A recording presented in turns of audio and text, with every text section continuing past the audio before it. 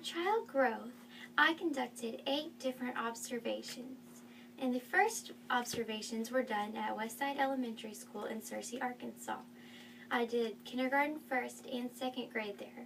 The school was very nice and neat and seemed very new. However, it felt very crowded in the classrooms because there was so many storage cabinets, and it made me feel a little claustrophobic. But other than that, it was a nice school. The kindergarten class I observed was Miss Parrish's, and her classroom was the largest of the rooms I saw, and I believe that's because kindergartners have to have multiple stations that they work at. And for example, there was a kitchenette that the children could play house at. There was a section children could have art, and there was a bathroom in the classroom, the back corner. The students were sitting on a rug when I first entered, and I noticed that the Miss Parrish, she spoke so lively, and she used facial expressions, and she talked so gentle. And I believe that she has to do this because these children in first grade are in kindergarten. They're 5 years old, and they're still transitioning from the home life to school life. And so by talking like this, she's getting their attention, but she's lowering down into their level, and she's kind of connecting with the children, making them feel more comfortable. And she also would transition from one subject to another very quickly. There would be no downtime in between. It was, she's teaching on one subject, okay, now class, let's look at this. And she was always going, and I believe that's to keep the children's attention, because young children, they tend to wonder, and she did a great job. The students they paid attention very well, and they sung lots of songs, and everything was made fun. And there was one thing that they did I really liked, and that was the teacher hooked up her smartboard and played a So You Think You Can Dance. It's a video game. She played a video from there on YouTube, and the children got to dance, and they did the moves, and she was saying, get your blood pumping. And it was a great way to bring physical activity into the classroom. The second class that I went to, the first grade class, was Miss Williams' class, and she had a very different approach to teaching. She very much wanted to lecture the children, and there were 25 students in that class, and so it was very tight, and they wanted to talk. They were just getting so bored. I noticed it was not a good lecture is not a good strategy for young children, because they need that fun motivation, and lecturing just doesn't take long for children to lose interest. And when I first got in there, they were doing spelling, and they had little dry erase boards and markers.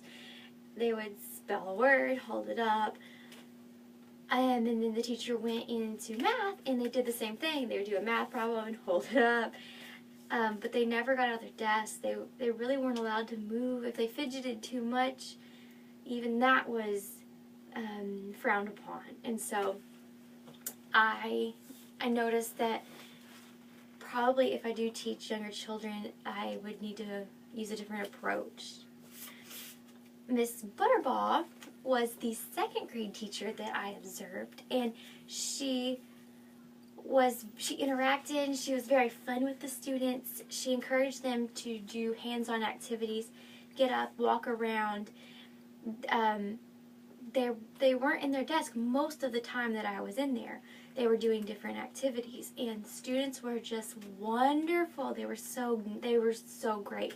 And I love that Miss Butterbaugh always recognized when a student was doing well. If she saw something that she liked, she rewarded them. And I noticed children they wanted to do more so that they could get that recognition. I saw one boy like looking at her, trying to see if she recognized, like, hey, come look what I'm doing. I'm doing a good job. And she really encouraged them. And so that's a really good strategy to use, as a reward system, and recognize when students they're trying hard and they're putting an effort, when they're behaving, because a lot of students, want to talk and they want to play around, and these students were very well behaved.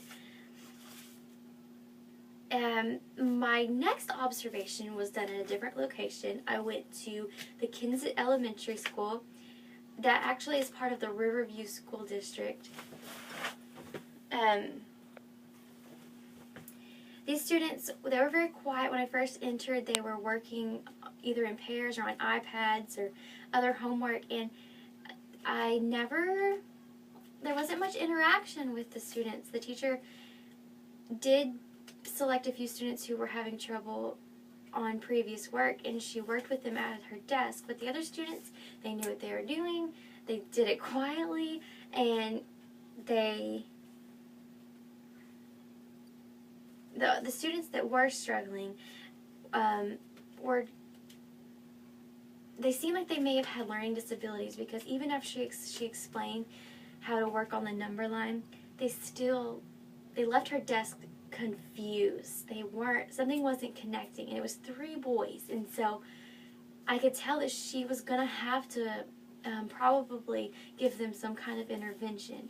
But overall, it seemed that by putting students in pairs and having them work together, they really accomplished a lot. They got their work done. They did it quietly, but they got to do it a fun way. It was more like a math game. 4th grade was taught by Miss Lee. She was very nice. And I loved that she was teaching science. She set up a scavenger hunt in the hallway for the children, and they loved it, which I can imagine, because the routine of school can get so boring, but by a teacher throwing in something fun and exciting, the children are getting to learn in a fun way, a new way, and they're more likely to remember this. And the teacher, she was joking with the students. She was very friendly, and they were very courteous to her, and they were well receptive. They went ahead and they switched from science into math just before I left, and they were working in pairs and partners, and they were quiet, but they were doing their work, and they were making sure it was getting done. And so I think by her having that fun relationship, they knew that they could get more stuff done, but not be bored at the same time. After Kensett, I went over to White County Central and observed Miss Henry's 5th grade class. There were 23 students. Most of them were well behaved, but a big problem was that Miss Henry, she put them in groups, but they did not want to do what was assigned. And she walked around and she would go to the students and try to help them on that work. But as soon as she would leave the desk, they would just go back to talking about, the football game or whatever the situation was. And this was a big problem, because only one group got the assignment done. And that says a lot, because they did it fairly quickly, and the other students just didn't really care. And so I think possibly when the children get older, because this is 5th grade, they have more of social lives and more things going on. It's hard for them to focus on social studies.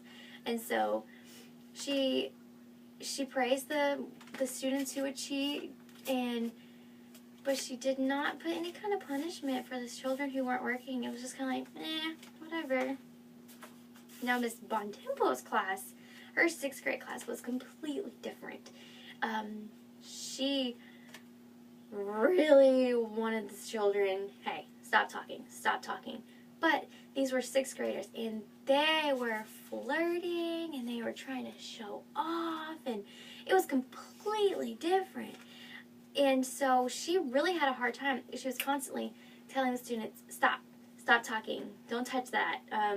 And they didn't take it seriously. They're like, whatever. But she had an assignment that required the students to really look deep within themselves and find the characteristics that describe them. And they did this really well. And so you can tell that at this age, in 6th grade, students are able to recognize characteristics about themselves and do an assignment like that. My final observation was at the Sunshine School in Miss Smith's class. And these students were all in different ages and different mindsets. Some students just simply sat there and they would stare into space, and that was fine. But some students were doing multiplication, and there was a student 8 in the class, and each teacher they really just worked with each child on a different level and met their specific needs. But most important, the teachers tried to get students to be able to do everyday chores. Like, some were actually doing laundry, and there was loading the dishwasher. And these may seem like simple tasks, but the teacher explained that they're trying to get students ready for the real world, and that was their main focus.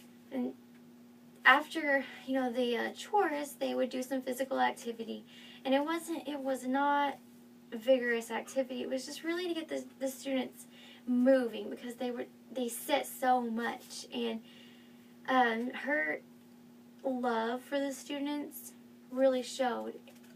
I could tell that she had a soft spot for them and really cared about them.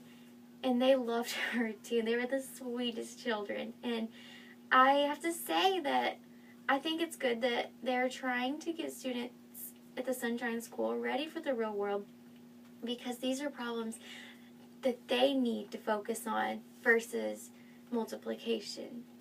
But out of all the observations, I have to say that I am so grateful that I got to have the experience, and it helped me figure out which grade levels I think would be best suited for me. And so I have to say that it was great going from kindergarten through 6th plus to special education, because those are things that I really want to consider when I want to be a teacher.